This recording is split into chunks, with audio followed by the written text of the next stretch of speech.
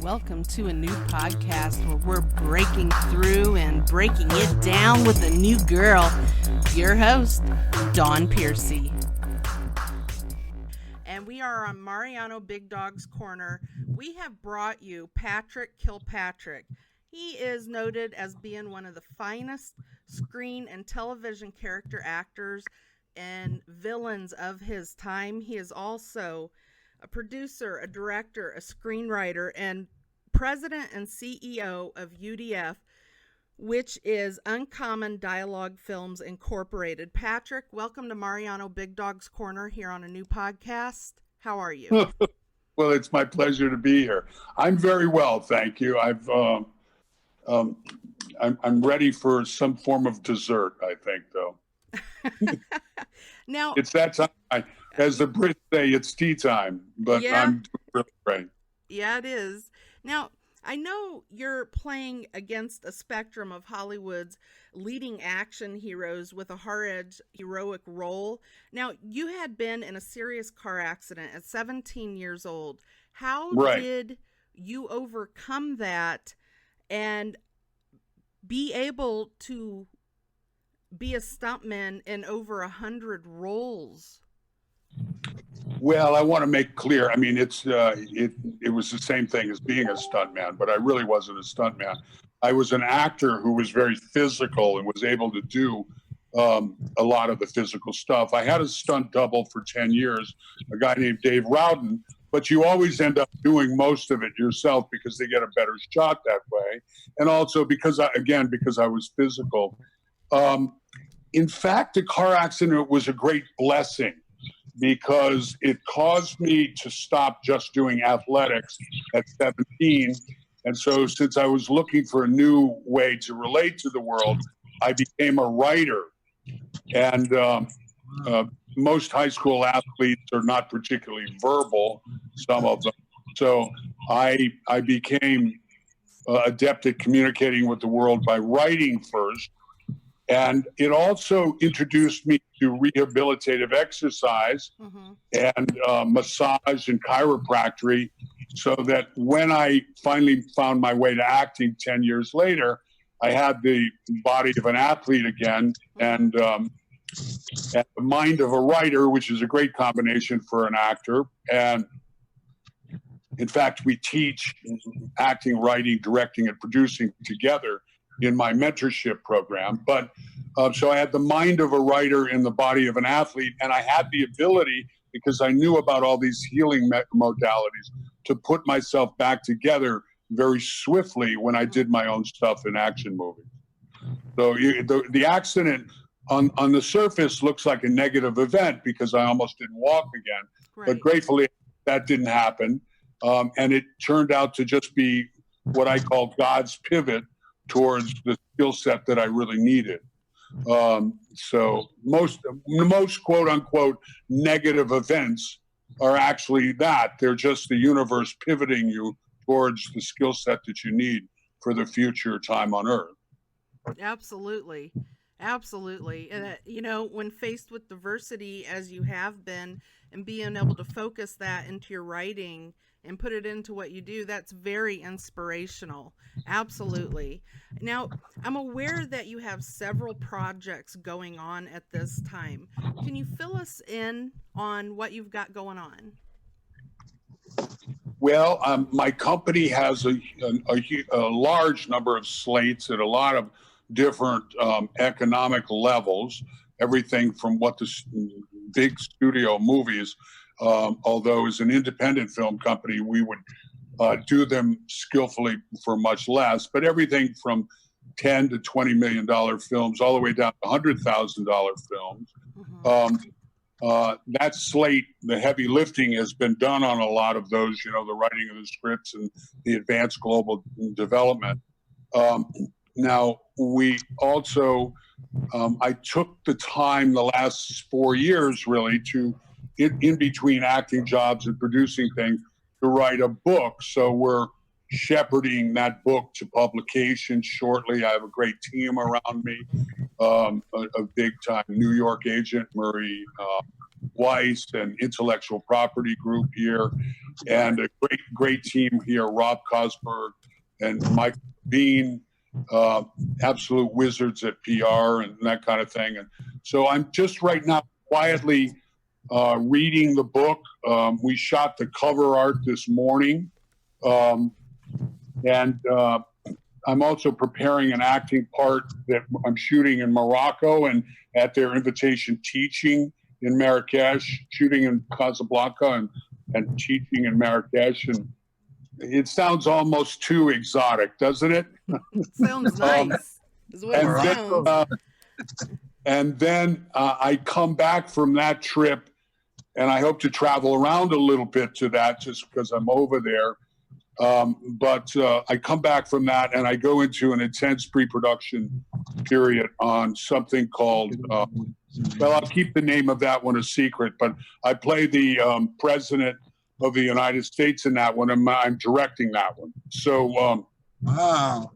So there's a lot going on, and I put the mentorship acting thing on hold just until we come back from that particular shoot.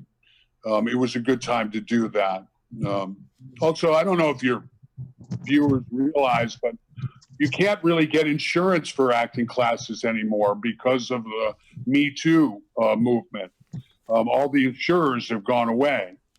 I've never had a claim against me of any kind, even a liability claim, Right. but it's a scary thing when you can't get insurance for an endeavor. You can get film insurance, and I can get insurance for my book, but you know, the Me Too movement is a great thing. It's gotten rid of some pigs that were operating in a very untoward manner, but it's been so expensive for insurance companies that acting schools and acting classes, acting mentorship programs can't even get insurance now. So it was a good time to put that on hold until perhaps those insurers come back to the table. Okay, and all of that you're doing with the UDF Films, right? Well, everything I do happens through my corporation, Uncommon Dialog Films Incorporated. I mean, we have Uncommon Dialog Films Entertainment and a whole bunch of names under that, but they're really under the corporate umbrella of Uncommon Dialog Films Incorporated. Okay. Now, I have to ask, growing up before the accident, I know that changed your pathway for you. Did you ever see yourself doing anything else than what you're doing right now at this time? All I ever wanted to do in the beginning was be a writer. And so I went to New York, and I worked for almost every magazine in New York and most of the ad agencies. And I was then an on-camera reporter for a bunch of places, and a correspondent down in South America for magazines. And then I became a playwright and it became an actor. The only other two things that I've thought would have been really interesting to do would have been to be a rock star. And I've got a pretty good singing voice. And it sounds ludicrous, but the truth is, I was bodyguard for most of the big rock groups after I got out of university. Jimi Hendrix and the Grateful Dead and Elvis Presley and the Beach Boys and Procol Harum, Jethro Tull. I had the great privilege of being up close in that. But, you know, it's interesting. I was talking to my girlfriend about this the other day. You know, you might have started acting earlier.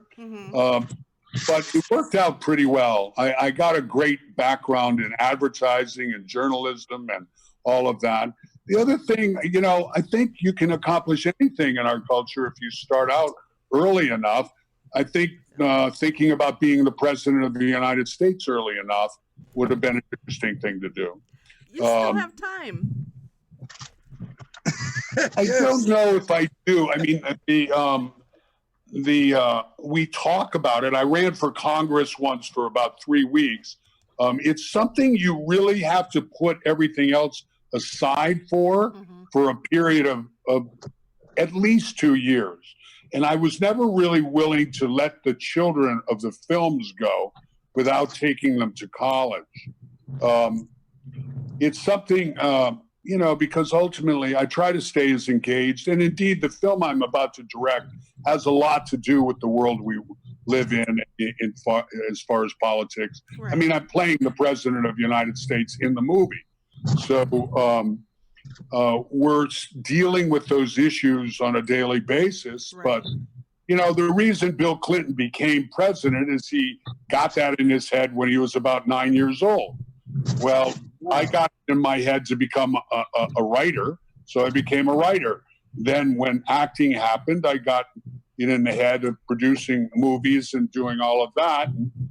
I've always been politically engaged, though.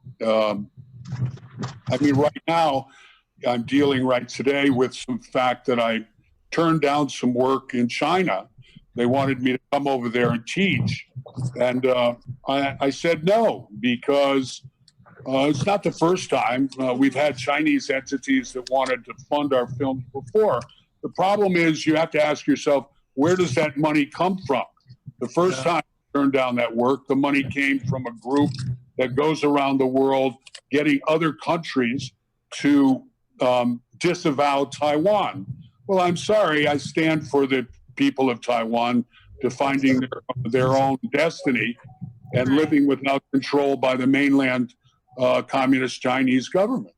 And this time, 50% of the money to bring me over there would come from the Chinese Communist Party. I'm sorry, I don't want to bolster that totalitarian system. Okay. Now, you had stated before that you are descendant from some of the founding families. Is that why this is so close to your heart? Well, I don't know that I ever said I was I am actually, that's a good way of putting it. When I think of the founding families or founding fathers, I think of the guys who signed the Declaration of the Independence and that kind of thing. But certainly my family came to America in 1620 in Virginia, and my father's family came to Louisiana from the Scottish-Irish migration from France that after the Civil War in Scotland. So early on, yes, my ancestors were here. So I'm very connected to the American experiment. My father was a veteran in World War II. I have ancestors that fought in all the wars of America, including the Civil War, on both sides. So I'm a great admirer of the American experiment, despite the fact it's imperfect and needs evolution. I think it's vastly superior to dictatorships and state rule. And so, I'm a big fan of America and the American system. Are we perfect, and are we crazy, and are we greed inspired in a lot of quarters? Yes, I try not to be part of that part, but to call that out. The bottom line is, dear, there's two types of people on the planet. There's decent and there's indecent. And I'm not talking about social behavior. I'm talking about political behavior, and indeed, yes, social behavior too. So people in modern life have to decide which side are they on. Are they on the decent side, or are they on the indecent side? I think any system that is enslaving people and sending out hitmen to kill their critics is on the indecent side, and the Chinese Communist Party falls into that, as does the North Koreans, as do Iran, as do a number of authoritarian regimes around the world. Yeah, absolutely. I mean, by the way, certain religions fall into that that situation. The Catholic Church, yes, you can be a great Catholic and be a really good American, but the institution of the Catholic Church doesn't allow women to be pope or cardinal or priest. So really, the institution of Catholicism is incompatible with the American experiment, which is that both sexes can achieve whatever they wish. So now there's a difference between the Taliban and the Catholic Church, of course, but there's some oppression of, of women involved in both systems. So whether that needs to be called out by right people or evil triumphs. Amen. Amen. Now, well, God bless you. Amen. Back at you. Yeah, I wanted to ask, and I know this is kind of a way in back into the films again, but do you feel films these days are missing something, giving it to the audience, and if you do, what do you feel is missing? Well, I think at the studio level, in large measure, there's a business model that's operating in the look. The problem is not the medium. You can use reality TV to emotionally lead people to their better selves. You can use studio level movies or independent films to lead people to their better selves. Mm-hmm. You can tell a war movie and tell great things that lead people to nobility and redemption and all of that. The issue becomes when art, novels, films, anything like that don't actually lead people to their better selves. Now, that's not the only criteria. Great art and movies should lead people into worlds they've never seen before. Right. I think there's tremendous amount of energy towards projects in all fields that don't lead people to their better selves. There are studio movies that do so. There are studio movies that are basically based on bad television shows and comic books, and they really don't connect with the audience emotionally. Right. And they don't pass through redemption and enlightenment, and at the same time being great entertainment. There are wonderful visionaries at work in the world, but there's numbers is smaller than they should be. Mm-hmm. I think there's far less connection emotionally with audiences in a lot of projects than there should be. But there's some great stuff happening out there. In the worlds of music, you take rock music. Not all rock music is brilliant, but there are brilliant practitioners of it. Not all rap music is brilliant, but there are brilliant practitioners of it.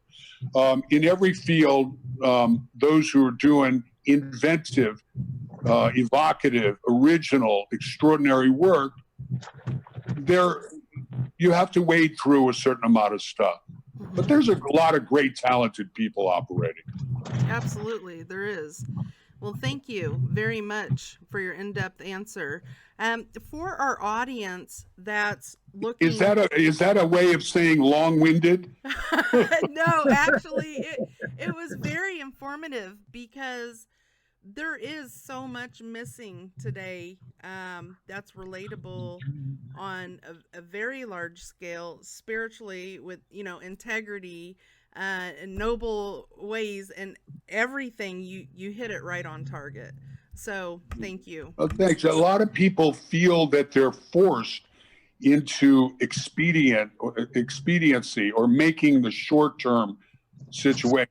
They're not really, because if you choose the high ground, their great forces will align with you. I think Winston Churchill said, if you proceed confidently, you will succeed beyond your wildest imaginings, and great forces will align with you.